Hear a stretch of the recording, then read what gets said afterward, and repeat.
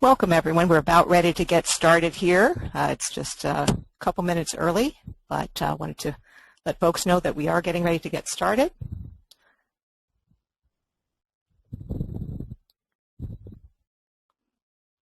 And we'll go ahead with the introduction now.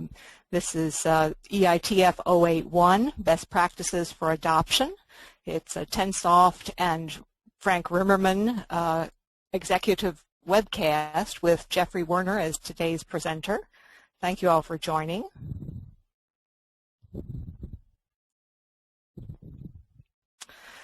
The agenda for today's webcast starts with just some general information and some housekeeping items. Then we'll take a few minutes to tell you a little bit about the co-sponsors for today's webcast. After that, we'll be introducing today's presenter, Jeffrey Werner, and then we'll turn the floor over to him for the presentation. After the presentation, Jeffrey will answer as many questions as time permits, and then we'll follow up with anyone who has additional questions with email. So please do send those to us. We'll get as many as we can, time permitting, but we will be sure to follow up with you afterwards. And just a few things about the webcast. I'm sure most of you are familiar with the GoToMeeting.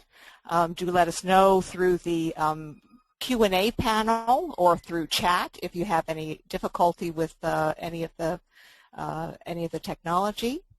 We will be recording the webcast today, so you will be able to view it from Tensoft's website on the Resource Center. You'll just need to register there, and then we'll be able to view it as many times as you like, or anything else on the Resource Center is then available to you as well. We do recommend that you look at the webcast using the full screen mode. If you look on the right side of your monitor, there's a little control panel, and you can use that to interact with the presentation. You'll see a chat section, you'll see a Q&A section, and that's the other important thing here. Please be sure to submit your questions at any time when they come to mind to you, so that Jeffrey can either answer them now or later after the webcast. Just type them into the questions panel and hit enter or send, and they will come through to us. The CPE credits, we will be doing polling questions, so anyone who wishes to get CPE credit for today's webcast, as long as they attend the entire webcast and answer the polling questions, we'll be sending out a CPE certificate to you within a week or so of the webcast. And finally, we will be emailing the slides today for the presentation afterwards. Apologies about that, but we'll be just emailing those to you. So you'll be seeing those coming very soon. Now, just like to take a few minutes to introduce you to Tensoft, the host for today's webcast. I'm Caprice Murray. I'm the Director of Marketing and Business Development here at Tensoft, and we're pleased to present this and other webcasts like this. A little about Tensoft. If you're not familiar with us, we're a software company. We specialize in software products and services for technology companies. We're headquartered in Silicon Valley in California, and we've delivered complete business solutions to over 150 technology companies based in North America and to their entities based in Europe, South America, and Asia as well. We do have a deep focus on revenue management. Our software solutions, Tensoft RCM, Revenue Cycle Management, support the revenue management, billing management, and business model support for technology companies. And our solutions focus really on three primary drivers: compliance, visibility, and productivity. And with that, I'd like to introduce Corinne Flores, Senior Project Manager and Solution Architect at our co-host today, Frank Rimmerman and Company, LLP. Corinne joined Frank Rimmerman Consulting in 2006. As a senior project manager and solution architect, Corinne has in-depth experience analyzing and identifying specific client business needs as they relate to business execution, talent management, and ERP solutions. Corinne efficiently defines solutions and optimizes these processes to prepare clients for long-term growth and to help maximize value for their technology investments. She also brings previous experience as a marketing manager and overseas buyer from an import company. In her role as a buyer, Corinne was instrumental in the implementation of an accounting and inventory control system, which spurred her interest in pursuing a new career as a consultant. She received her BS in design from University of California, Davis. And with that, Corinne, the floor is yours. Thank you, Caprice, and welcome to everyone. Some of you are already valued clients of Frank Rimmerman and Company or Frank Rimmerman Consulting. For those who are not, allow me to give you a quick background of our organizations. Frank Rimmerman Consulting is a technology solutions provider located in the San Francisco Bay Area and has been assisting a wide variety of businesses with application implementations for over 15 years. As a division of Frank Rimmerman and Company, which is a full-service CPA firm in business since 1949, we have immediate access to subject matter experts in all areas of your business's financial operations. Our expertise and years of experience help meet any challenges you face and make us effective at helping you achieve your short-term and long-term goals. Our long-term relationships with Microsoft Business Solutions, Tensoft, and other software publishers gives us optimal access to these key management team members responsible for Microsoft Dynamics GP and AX and other related and ancillary products. Our focus is on the end result, your company's operations and bottom line.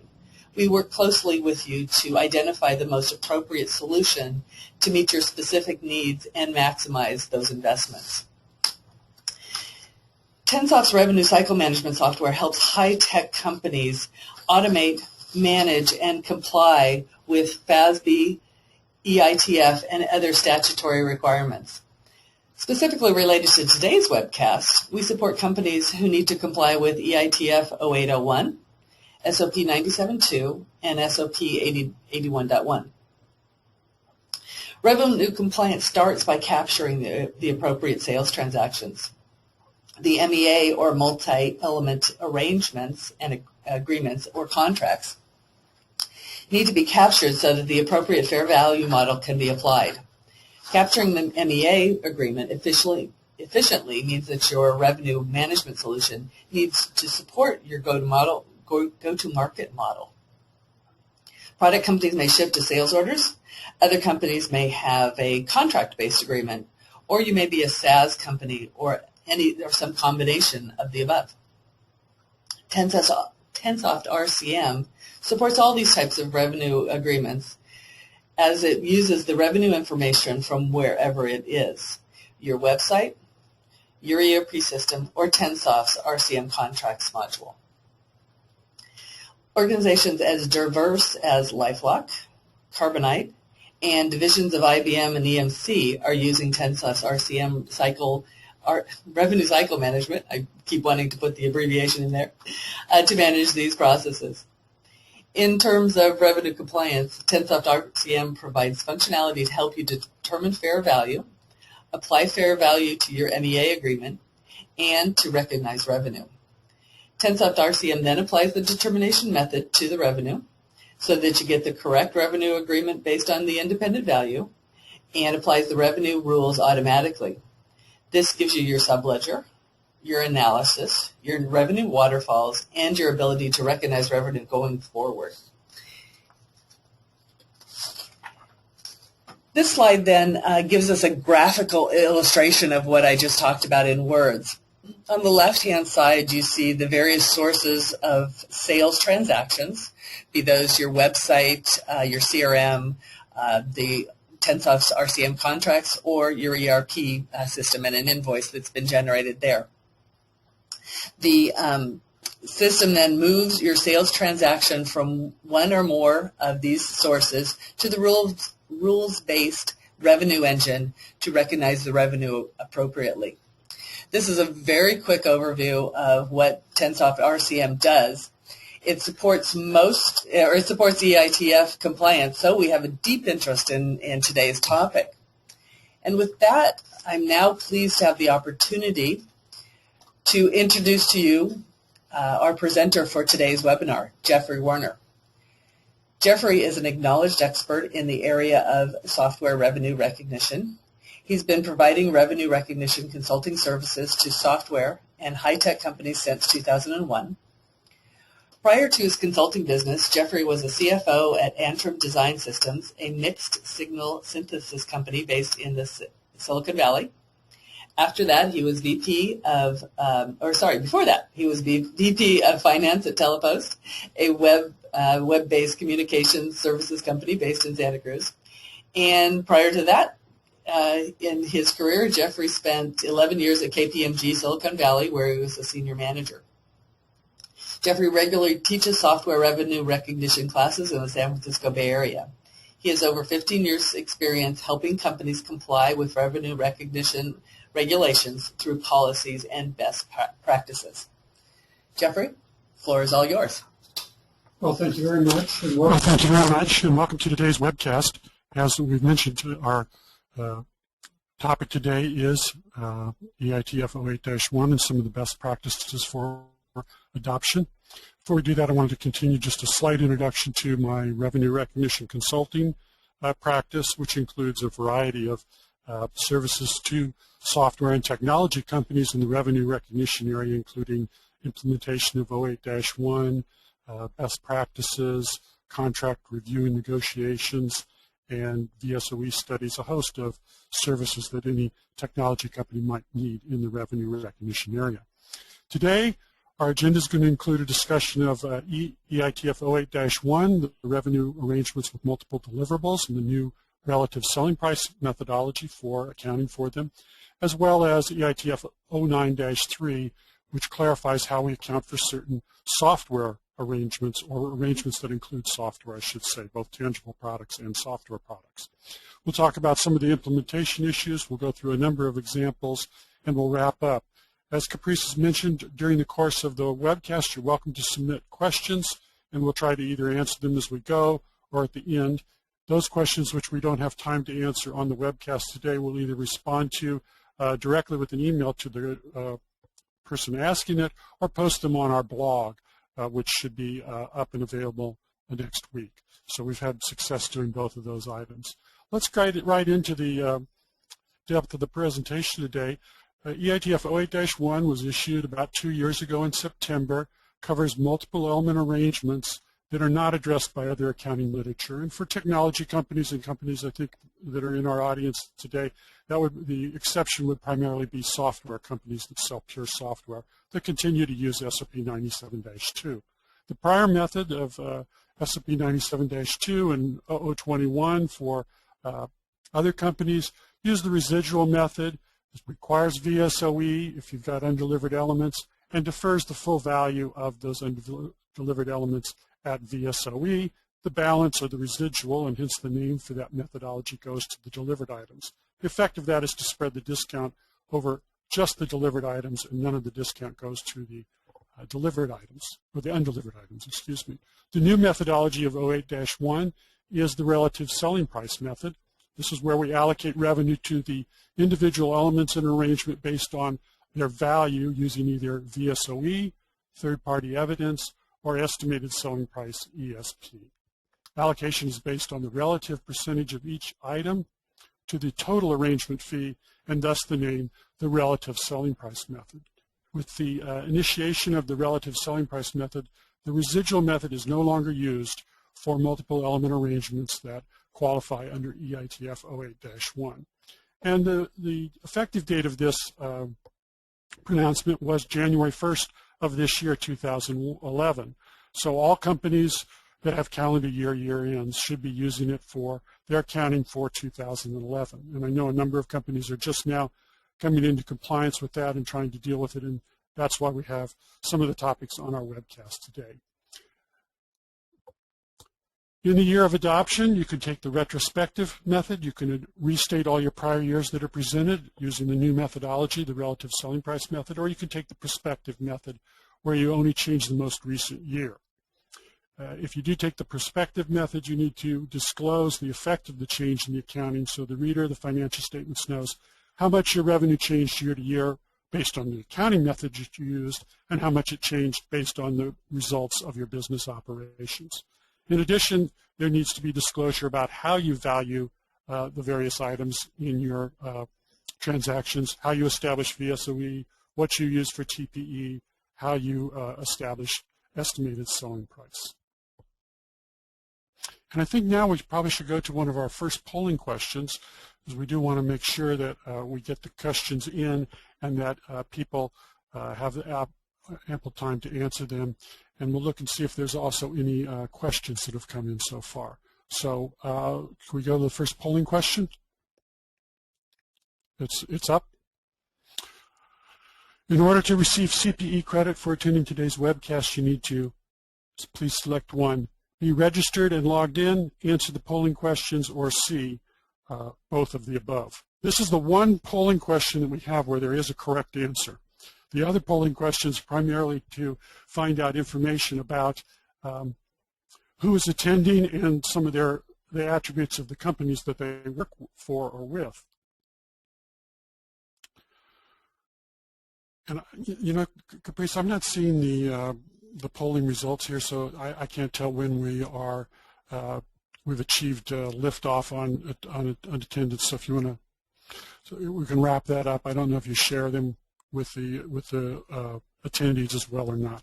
We'll continue to move on with our presentation. Our first step in doing an accounting under 08-1 is to take a look at the separation, the allocation, and then the recognition of the revenue for the transaction. So first, our first step is to separate the transaction into elements. Then we're going to allocate the revenue to those elements using the relative selling price method. And then finally, we'll recognize the revenue for each element and as it's delivered, our performance becomes complete. So separation into units of accounting, we're going to consider an element to be a separate unit if it has value to the customer on a standalone basis. And the literature expand the definition of standalone basis value to include resale value. So if it's a tangible product like a computer or something that could be resold, that's going to definitely create the presumption that it is a separate element. Or if it's sold separately, if that element is sold separately by the vendor in other instances or by any other vendor. So that's a pretty expansive definition of standalone value compared to what we had previously. And it is going to result in some companies that previously thought they had one element deciding after further analysis that no, actually they've got several elements and that their accounting is going to be a little bit more complicated than it was under the prior method where you only had to have a value for the undelivered element. And our second step in determining whether an element is a separate unit of accounting is to inquire whether there's a right of return for the delivered item where the delivery of the performance of the undelivered element is probable and under the control of the vendor. So if there's a right of return, but it's totally in the control of the vendor, then that's not going to make it a separate element. If, however, there is a right of return that would cause a refund or a change in the revenue for the delivered item, then maybe we're going to have to consider both of those elements or more of those elements as one unit of accounting. And an example of a right of return that would not be in the control of the vendor would be if the customer had acceptance criteria for the undelivered products or services, because that would be a determination that may not be in the control of the vendor. So our first step was to separate out the various elements of the arrangement so we know what we are going to be accounting for. Then we're going to apply a value to each one of those elements, and we've got 3 methodologies for applying the value, and we do them in the order that they're presented here on the slide.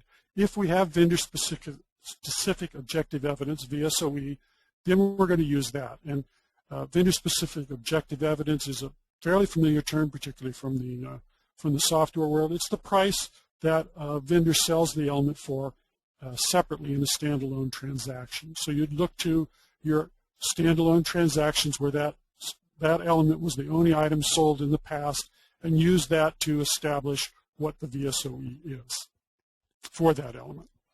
Our second method of valuation is third-party evidence. So if there's another company that sells a product that is sufficiently similar to yours to be considered the same product, then you could use the pricing that those third parties have to help establish the value of the element in a transaction.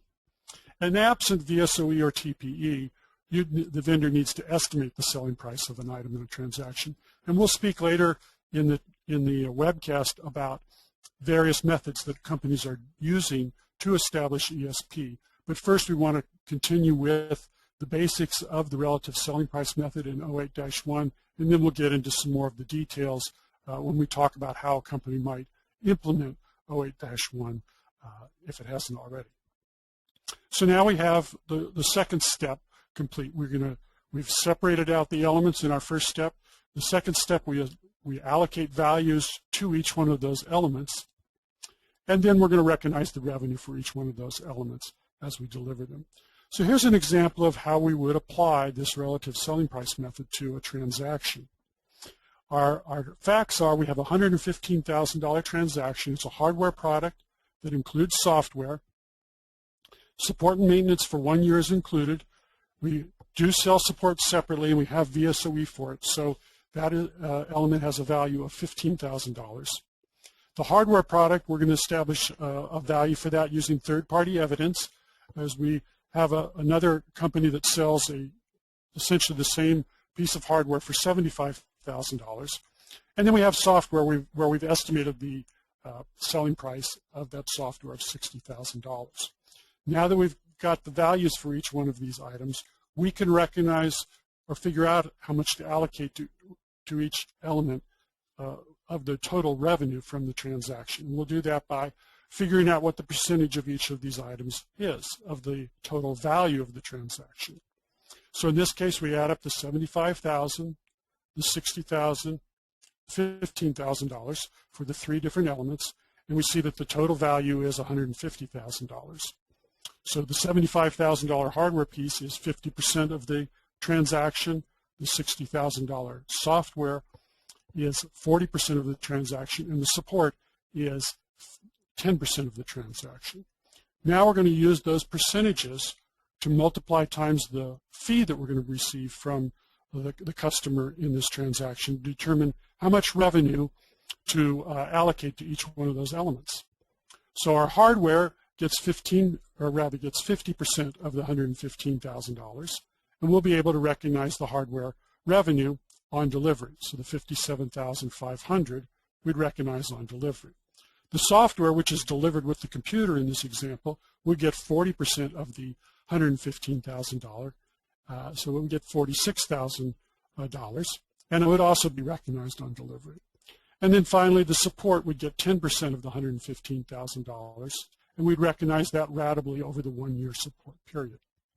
Now, it's interesting to note in this example, if we were still using EITF 0021, where we applied the residual method, we would have taken $15,000, which was the VSOE of the support, and deferred that entire amount, recognized that over 1 year, and would have recognized $100,000 in revenue on the delivery.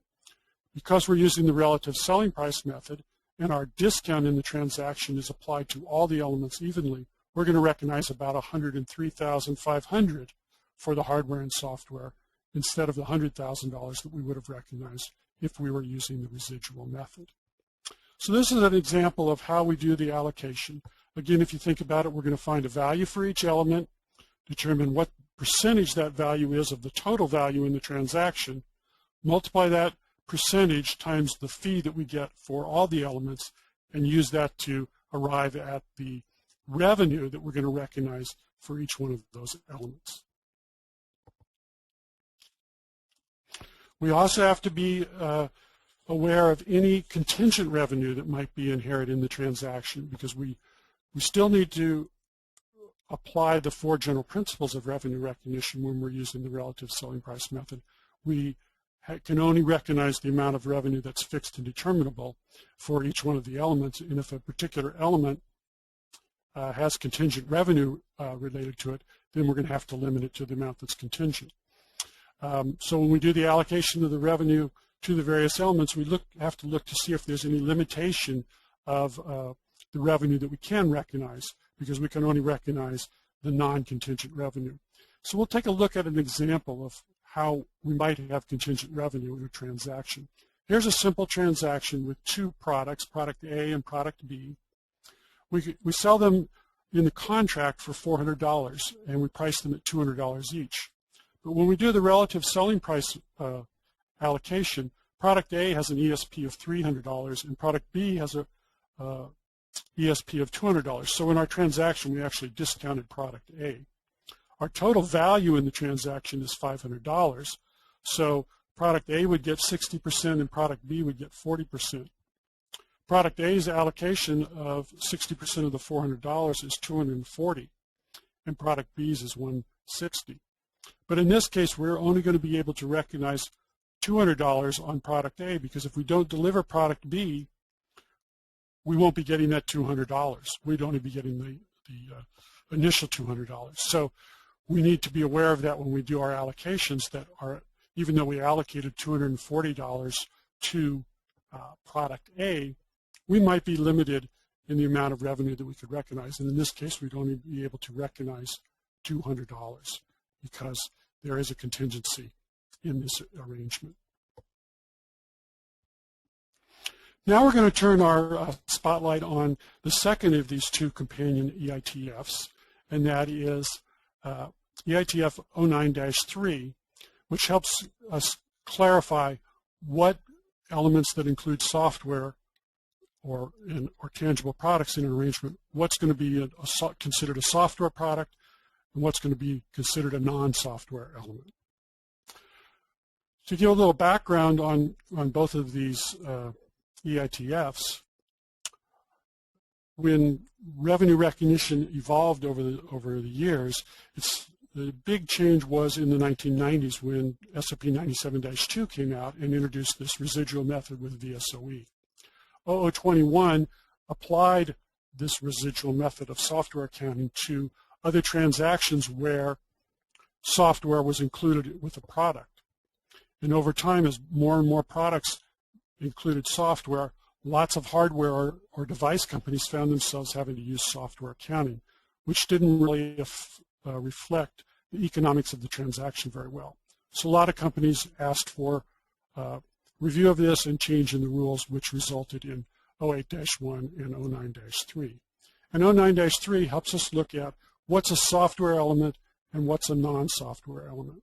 So previously, under EITF 021, companies that sold a tangible product that had both hardware and software, where the software was more than incidental, and that was the threshold, had to use software revenue recognition accounting of 97-2, which meant they needed to have VSOE, they had to defer their elements based on VSOE, and this was a problem for a lot of device companies.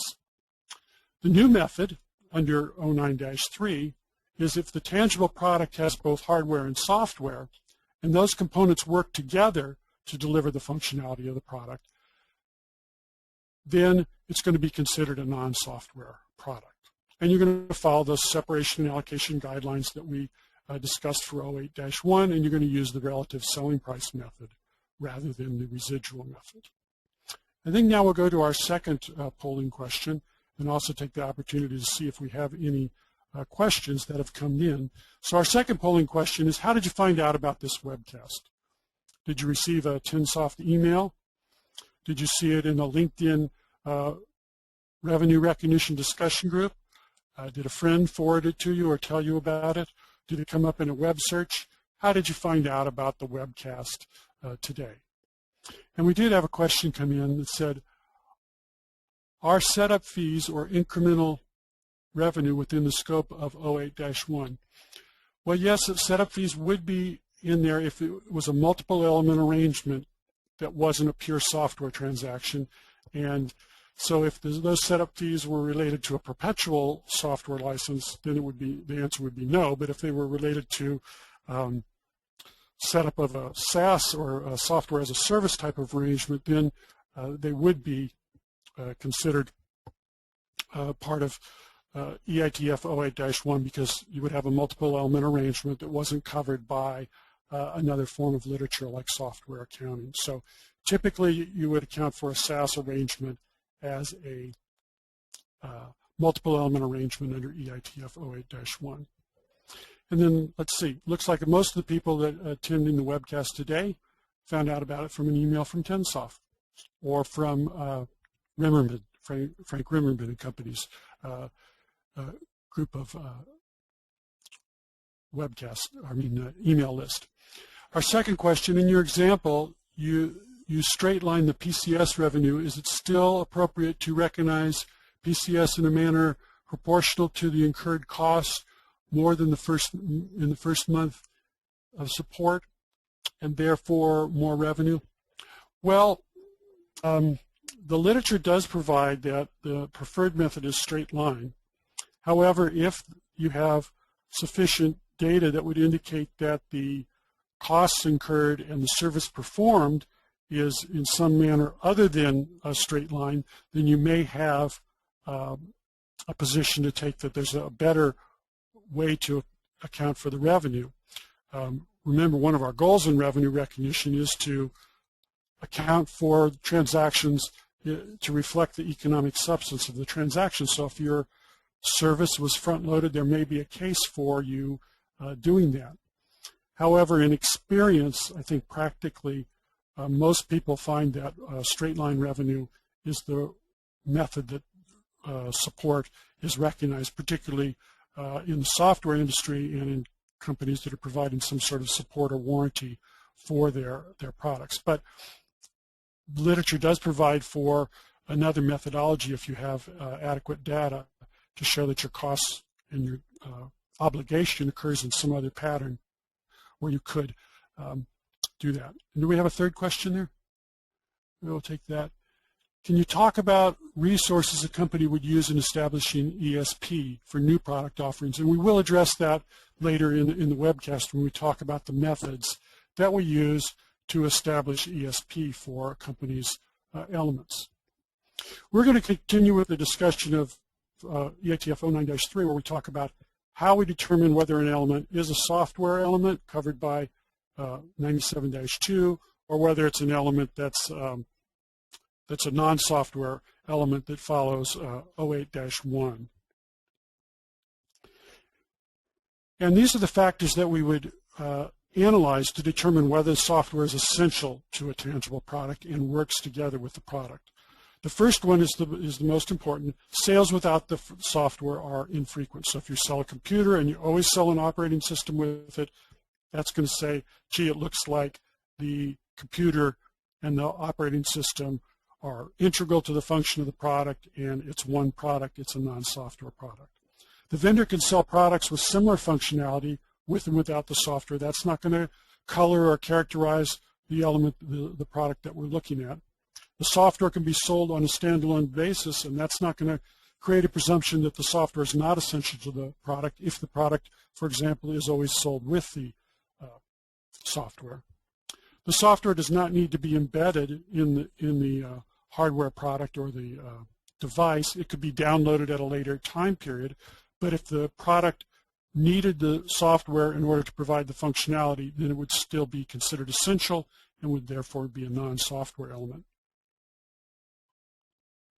And finally, the non-software elements have to really contribute to the functionality. They can't just be a medium for delivery, so you can't just stick software on a flash drive or a hard disk and say, now it's got a tangible component to it, so it's not software. It would still be software unless the tangible portion of the product substantially contributed to the functionality and was not just a delivery medium for the software. So this is an interesting area, this deciding whether something is software or not software, because I think when companies lobbied for 08-1, they were thinking that it would be really make their lives easier because something would be decided to be either software or non-software on a basis of, well, if there's hardware with it, it's not software. But as so much happens with accounting rules, it's a lot more complicated than that. So when they issued 09-3, the Emerging Issues Task Force also presented 12 cases or examples to help illuminate whether elements are in or out of software accounting. And let's look at 3 of those now. We're going to look at case A, which is sort of what we talked about before. If a computer was always sold with an operating system, the computer and the operating system function together to deliver the product's usefulness, that's going to be considered a non-software product. So the computer and the operating system would both be considered non-software elements and would be excluded from software accounting, would use the relative selling price method of 08-1. In case B, we have the same computer sold with an operating system, but frequently it's sold without the operating system. So here's where it gets complicated, because now the computer is going to be considered the non-software element, and the operating system is going to be considered a software element. So we're going to do the allocation to these elements using the relative selling price method. But when it comes time to recognize the revenue, the non-software element would have a different set of revenue recognition criteria than the software element. And we'll look at that when we get to some of our examples. Finally, we're going to present a case E here where the situation is even more complicated. This is sort of the iPhone example where there's a PDA that's sold with a phone, with a camera, a music player, and some games. But the music player and the games are sometimes not included in the package, so more than infrequently it's sold without them. Therefore, the PDA, the phone, and the camera are going to be considered non-software elements, and we'll use the relative, non-software accounting, but the music player and the games are going to be considered software elements, and we'll get software revenue recognition rules applied to them. This is for our third step when we move into the revenue recognition. So if there are both software and non-software elements in an arrangement, first you're going to divide the non-software and software elements into their elements, and you're going to value them using the relative selling price method that we discussed earlier. Then you're going to apply different revenue recognition methodologies to them for both the software elements and the non-software elements. So how does that work? Let's take a look at an example. This is an example that's similar to case B. We have a computer, it's got an operating system, and we've got 1 year of support included in the transaction. That support covers both the computer and the operating system. The vendor frequently sells the computer without the operating system, and we don't have VSOE for support. So with those facts, we'd separate out the elements of our transaction. We've got a computer, we've got our operating system, we've got support on the computer, and we've got support on the operating system. So we've got 4 elements to the transaction. We are going to apply ESP, and we'll just take these as given amounts in our example so that we can illustrate how the relative selling price method is applied and how the revenue recognition occurs. So the computer's got a value of $7,000 using ESP. That's 56%. The operating system has a value of $3,000 or 24%. And then the support each has 10% or $1,250. So there's $12,500 total value in this transaction, and that's how we get the relative percentages for each one of those elements. Then we would apply those percentages to the $10,000 fee that we're getting for the computer, the operating system, and the support. And it comes out to the 56%, it becomes $5,600 for the computer. The 24% comes to $2,400 for the operating system, and the support on the computer and the support on the operating system are each $1,000. Now we've separated out the elements, we've allocated the revenue to each element, and now we're going to do the third step, which is to do the revenue recognition. So our 2 elements that were non-software, the computer and the support, we can recognize those. We recognize the computer on delivery. The support we can recognize ratably over 1 year period. Notice we don't have to have VSOE for the support using 08-1 revenue recognition. Our operating system and the related support, however, are software elements. So the $2,400 for the operating system and the $1,000 for the support on the operating system, $3,400, we have to apply a software rev rec to those. And in the absence of VSOE, we're going to have to take both of those elements ratably over the 1 year period.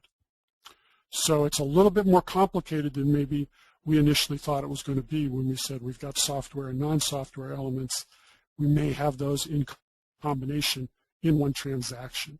And until, for example, this company started selling support separately for the operating system and support separately for the computer, they would find themselves without VSOE for the operating system support and be looking at ratable recognition for all of the software elements in that transaction, because we're still accounting for software under the residual method where we defer the full value using VSOE. Let's take a look at some of the companies that are going to be affected by these, or that are affected by these two pronouncements. Well, any company that sells computer hardware, medical device companies, consumer electronics, communications companies, biotech, any company that's got a multiple element arrangement that's not addressed by another specific accounting literature. And as we've indicated, that really is pretty much software companies would be the only ones that would be excluded from this. So anytime you've got multiple element arrangements, you're most likely going to be accounting for those arrangements under EITF 08-1 unless you're a pure software company. A couple of the early adopters were Apple and Cisco. They took different approaches. Apple restated the prior years. Cisco took the prospective approach. And their changes were significant for Apple. There was a 15% increase in revenue. For Cisco, there wasn't that large of an increase, just 1%. Some of the issues that a company facing implementation of this new ATF should consider is that it's an evolving area. It's just been used really for the last year or so. So best practices and industry standards are still evolving. So auditor interpretation of ESP and SEC interpretation of ESP and the relative selling price method is something that is in an evolutionary stage.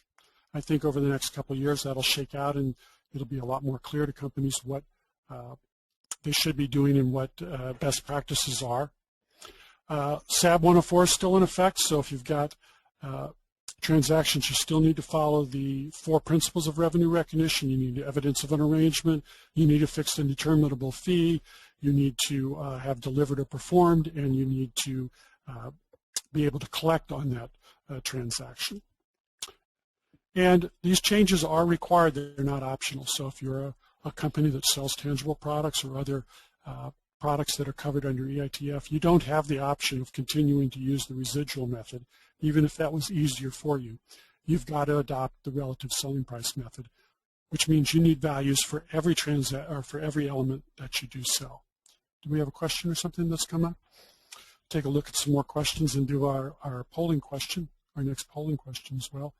Has your company implemented EITF 08-1? So if you have, indicate yes. Are you in process of doing it? Are you thinking about it? Or does it not apply to you because you're a pure software company or some other company that doesn't have multiple element arrangements, so it wouldn't apply to you?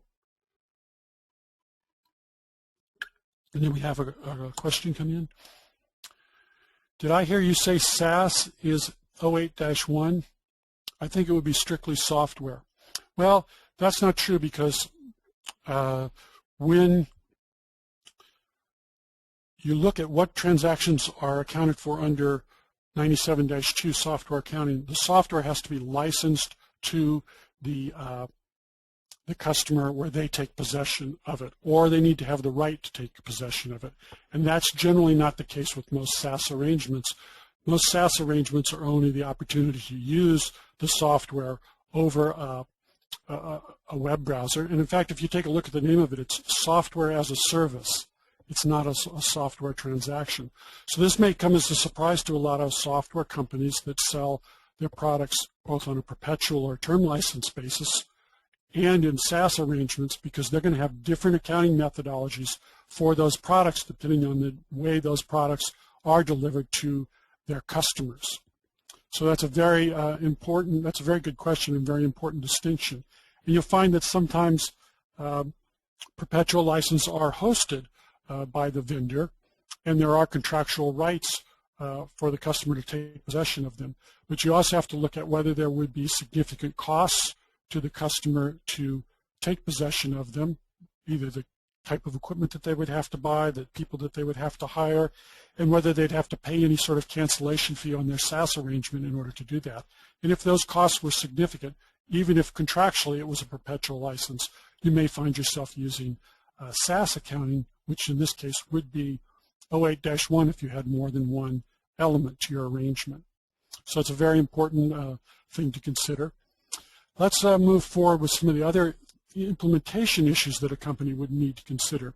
Are you going to do this application of the relative selling price method manually because you only have a few very large transactions, or are you going to need some kind of automatic application like a revenue management system such as the Tensoft RCM's revenue software? How are you going to establish TPE and ESP? You're going to need a methodology for those. Your VSOE methodology is already pretty well established, and you probably have that in place if you sold multiple element arrangements in order to break them out using 0021. Then you'll need to document how you do your TPE and ESP. And you may find yourself in this very interesting situation where an individual product or SKU may be treated differently depending on what other elements it's sold with. So in our case A, where we sold an operating system and a computer together, that operating system would be considered non-software. But if it was sold separately on a standalone basis, it would be considered software. So some products may go both ways. They may be flexible, and you'd need that flexibility in your accounting system to either use different SKUs for them or have some sort of algorithm that would determine, oh, that software is sold with hardware and it's essential to the functionality of the product, so it's going to get non-software accounting here. So just a couple of the implementation issues that you need to think through when you're looking at your the products that you sell and how you sell them. The people are asking how we establish estimated selling price, and here are some of the methods that companies are using. So for your tangible components where you have significant costs, companies are using the cost gross margin method. So if it costs $100 to build that element, and then you want to get a certain gross margin, you take that $100 and add the gross margin to that to come up with the estimated selling price for that element. For those companies that are familiar with the VSOE methodology, if you failed to achieve VSOE because you weren't within a sufficiently narrow range of pricing on your products, you may be able to use that same approach in what we call VSOE Lite, or looking at your historical pricing and use a wider range or bandwidth when you're considering the price. So you may still be able to come up with a price using that sort of methodology. If you price your products consistently, where they're always priced in the same manner, or different product families have the same consistent discount, you may be able to use a list price discount approach. If you have renewal rates for some of your elements like support or subscriptions, you may be able to use those to establish ESP. Or you may have to fall back and do a combination of all these and say, well, VSOE Lite, looking at historical pricing, it's one way, looking at our cost is another. Taking all those factors into consideration, here's what we come up with for ESP. These are the methods that we generally see companies using to establish the estimated selling price of their products. It's generally useful to use ranges on your ESP rather than point values, because then if your contractual values fall within the ranges, you can use those contractual values. Similar to the way you set up VSOE, if you segment your population by product families, the different distribution channels, the industries that you serve, and your customer size, those all might be useful factors when you're establishing your estimated selling price. And then you're going to, as we talked about, your products and your accounting is going to be based on your context, because different products sold in different combinations could have different accounting. If you're a startup, you may not have historical information on your pricing to use either the VSOE Lite or historical pricing, so you may have to use proposed pricing until you have that history that's available. This is one area that's very different on ESP from VSOE, because VSOE is more objective. In fact, objective is the third letter of the acronym, but ESP estimate is the primary determining factor. So because you're required to come up with a value for every element, you need to make an estimate of what it's going to be. You're going to also need to, on an ongoing basis, monitor what prices you sell things for, because you can use those prices to establish VSOE, or rather to establish ESP, and your ESP will change over time as your pricing and marketing policies change. And then from an operational standpoint, you're going to need to consider ESP when you price and market things, just the way you needed to do that with VSOE in the past, where when you're coming up with prices for various elements, you need to consider how ESP might affect them. We're going to need to look at contingent revenue, whether there's refundable characteristics of a service or an element that may require full deferral. We're going to need to look at whether contingent revenue needs to be addressed. And when you're doing the actual implementation, you're going to have to look at the quality of the data that you have to do the conversion or to apply a new software or a revenue recognition tool. It'd be useful when you're doing an implementation to have a clear plan or outline of the process that you're going to use to adopt the EITF, and here's some of the considerations that you'd want to include in that outline, in your outline of your implementation plan. I want to include as many members of your marketing, finance, and sales teams to make sure you understand all your products and the various ways that they've sold, analyze that data, and develop the different approaches for the different products and product segments. How are you going to establish VSOE and ESP and document that? What methodology are you going to use to apply the relative selling price method? Are you going to manually look at each transaction, or are you going to use some ERP tool or Excel or Access to come up with the values? You're going to need to test the data, do the revenue allocation, review the results, and adjust any outlying elements. You're going to have to come up with that quantification of what the difference is between the old method and the new method. Then write all this up in a memorandum to document what you did, both internally and for your auditors and the other members of the financial community that you communicate with. And then how are you going to analyze things and document them on a go-forward basis? Here's some of those same things that you need to consider when you write up your memo, and there's quite a few of them listed there, but you could use this as a guideline for the implementation memo that you'd write as part of that implementation plan. And as we're running out of time, I think we'll do our final polling question, and then also see if there are any other questions that have come in on the webcast today, so we can either answer those or anticipate them. And then we'll look at maybe some other examples that we've got and kind of wrap up the webcast today. So what method does your company use to establish ESP? Do you use the cost plus margin, the VSOE Lite or analysis of standalone sales, an average discount, some other best estimate based on limited data, or a combination of the above? Now, I guess NA would be a choice too if you weren't applying the ESP method, but just pick one of those. And then let's see.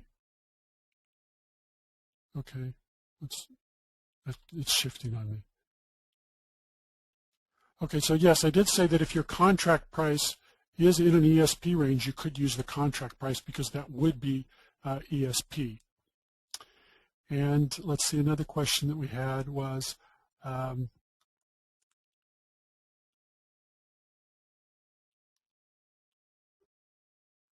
if you had a perpetual license sold for a fixed fee, significant customization sold at an hourly rate, a royalty payable on a quarterly basis, and support on an annual basis and a large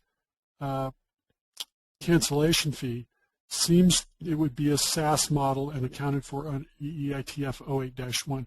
Looks possible given the cancellation fee for the, which I'm assuming is for the SaaS service. So yes, that would appear to be a transaction that would fall under EITF 08-1.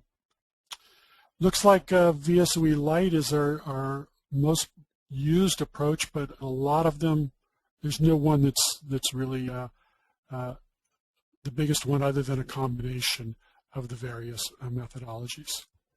And another question, what is a reasonable approach to an ongoing analysis of ESP?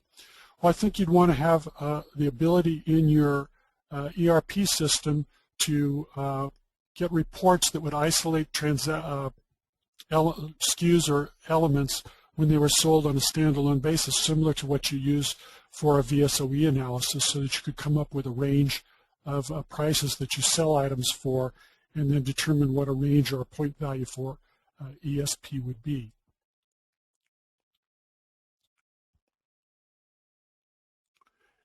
And as part of that question, if we had an item that varied in price from quarter to quarter, how often would we revise our ESP? Well, I think you'd probably, particularly for a public company, you'd be looking at doing the ESP analysis and revaluation on a quarterly basis. That's what most companies do for a VSOE. And if you're in a particular market where the prices are changing frequently, I think that would be your best approach. So I've got 3 or 4 more additional examples, because when I do this presentation, people always ask, I want examples. Hopefully there'll be one that's similar to mine. So we've got, I'm not going to go through them in detail because we don't have really time to do that, but here's a biotech example where we look at where you've got research and development services and a technology license. You're going to value those as separate elements, so you do have a multiple element arrangement. We look at a hardware company similar to what we looked at with the computer and the operating system, but here when you don't have a separate software element where you've just got various products and services, again, how the discount's going to be applied on the relative selling price method versus when we were using the residual method. And then finally, a SaaS example, and since it's come up and we've got a couple of minutes, maybe we'll take a look at that. So if you had where you're selling a perpetual license with support and a SaaS service, these 4 elements, and then other services, you need to look at the values for each one of those, for each element, allocate the revenue to them. Here, taking the percentages and applying that to it, and getting your revenue for each element, and then you're going to look at which ones are software and which ones are non-software, similar to what we did earlier. So the license and the support are going to use software accounting, and you'd need VSOE for the support, and you're going to recognize it based on the allocated value, not that you're going to need VSOE for it in that area. So you're going to take the total software 120 and use the VSOE value for that when you do your deferral for the support. And then your non-software elements, you're going to recognize those as they're delivered, the services on a daily basis, if that's how you deliver them, and the SaaS service ratably over a 1-year period. And with that, we're pretty much out of time. Just a recap of some of the things that we looked at. We looked at the relative selling price method, how we separate and allocate revenue to the elements, and then how we recognize it. We looked at contingent revenue. We talked about how we determine whether something's a software element or a non-software element, how we establish estimated selling price for our various elements, some of the implementation issues that companies face when they do adopt 08-1, and the documentation and disclosure. And then some of the resources that you can look to. Auditors have revenue recognition guides and white papers specifically addressing these topics. There's a white paper on the Tensoft Resource Center that Bob Scarborough and I wrote about applying revenue recognition. You can look to the AICPA has guides. The EITF and the FASB have a great website where the codification is there, and you can look for the various codification sections that apply to your potential transactions. SEC filings of companies that have adopted 08-1 do their disclosure on how they apply the relative selling price method and how they value items. There's webcasts like this, and you'd also be very surprised what kind of great information you can get just doing Google searches on some very specific word strings. You can get some really great information. Again, if you've got a question, you can still submit it, or you can email us here. And there were a couple of things that we wanted to mention. There will be a survey that we'll be sending out to you. We'd really find it helpful for you to respond to that survey, tell us what you liked about the webcast, what you didn't like, how we can improve. Also, one of the questions that we'll be asking in that survey, and that you're welcome also to email us here, me today, or use the question function, is what future topics would you like us to have webcasts about. I think we have heard that more information about implementing 08-1 and less about how it works as people become more familiar with it might be a good topic for a future webcast. Also, Tensoft and I do a 2 half-day software revenue recognition course. We did the last one in November. We did one last May, so we'll probably have one coming up in 2012. That's a pay to participate 7 or 8 hours of CPE credit that you get for that, the combination of those 2 days of the webcast. So that will be coming up again. If you've got a revenue recognition issue, you're welcome to email me about it. I do provide a variety of services to technology companies in the revenue recognition area, and here's a list of some of the things we do. And with that, we'd like to say thanks for joining us today, and we look forward to seeing you on future webcasts or working with you to implement Tensoft RCM. Thank you very much.